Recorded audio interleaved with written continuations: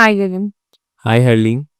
How are you? I'm doing well. How about you? Not really well, not keeping up well these days. So, the concern is regarding the same. Okay, why don't you tell me what's happening with you? I feel that there are so many things in my life that are going smooth, Hmm. be it my family, be it my friends, be it my career. But there's one thing which is irking me a lot, which is frustrating me, and that's my health. Okay. Despite keeping up the best practices, I'm not at all well. I'm not keeping up well these days. And as a person who's a very big overthinker, I keep on ruminating about this health issue of mine. And then I feel that I focus more on the negatives. Hmm. So, am I really a bad person? Hmm. So, it's really upsetting now. Okay, so you are thinking negatively about one thing in life. Yeah. Why 8, 9 other things are going well? Yes. Do you often feel guilty as well? Yeah, I feel very guilty. I feel that I start to compare myself with others around there. I feel others are more optimistic. And then there is me who keeps on overthinking about the same issue again and again, and it leads me to nowhere. Hmm. Then I feel very guilty about it. Hmm. That why am I feeling like this? So you think other people are more optimistic than you are? Yeah, sometimes I notice people around there. So they are more optimistic. What if I told you there's actually nothing wrong with you? Really? Yeah, Why is that? because most human beings are more pessimistic than optimistic. Okay. And there is a lot of science behind this. If you want, I can share it with you. Yeah, you shared. So, research has found that human beings tend to focus more on pain than pleasure. In fact, the power of a negative thought is 4 to 7 times stronger compared to the power of a positive thought. Really? Yeah. And there's an evolutionary biology concept behind this. Okay. So, what you see as this human body, it has evolved over millions of years. And most of that time we had spent in forests living as cave people. So, a lot of behavioral phenomena that you observe in the human body, they've actually evolved during those times. And negativity, pessimism, or negativity bias also is an evolutionary adaptation that actually helped us survive. That's why it exists. Do you know why it exists? No, I really want to know. So, when cave people used to go out in search of food, the jungle had both resources as well as threats. Resources would often come in the form of food or any object to hunt with or anything which was useful for them.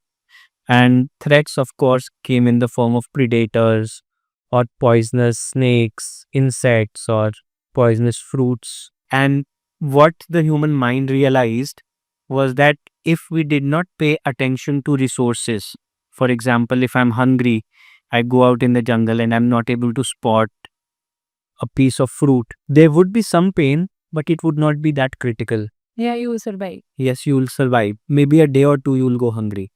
But if I went in the jungle and I failed to spot a poisonous snake, Hmm. or maybe a predator, or maybe a cliff from which I could fall off, then I could immediately die. Yeah. So the human brain understood this imbalance between threats and resources and started paying more attention to threats. Okay. That's why we have these negative thoughts, which are basically threat appraisals, which flood our minds whenever we see any kind of danger or any kind of stressful situation. Hmm. So, in stressful situations, you may have 100 different negative thoughts, maybe just one or two positive thoughts. Yeah. So, it's a negativity bias. It helped us survive so that we can pay more attention to those threats and survive. I can understand now. Yeah. Hmm. So, there's nothing wrong with you. And I don't think that other people around you are more optimistic. Most people are more pessimistic because it's biological. Very, very few people are overly optimistic. It's more of an exception than a norm, and you're normal. That's very nice. Yeah. Maybe I can suggest some solution to you Yeah. if this is something that bothers you a lot and you feel guilty. Maybe what you can do is have a gratitude journal. Okay. And whenever you have a good experience, whenever you feel things are going well for you can write down your experiences there. For example, let's say if your boss appreciates you, you had a good day at work, come home, open that gratitude journal and start penning down all the blessings in your life. Similarly, if let's say you had a great time with your family members, write that down. So when you do it consciously, your focus shifts from the negative things to blessings in life. Yeah, I can count on my blessings then. Yep. Yeah. And in a way, you can beat your biology, or you can't transcend it, but you can counter it Yeah. by using some of these best practices. Best practices. Yes.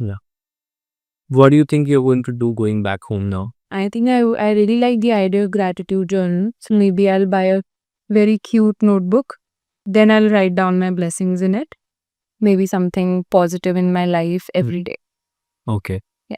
And negative thoughts are not bad. They're just trying to protect you. They still feel a snake can bite you or a predator can eat you. So don't fight your negative thoughts. They have a very good intent and they are an evolutionary adaptation which helped your ancestors survive.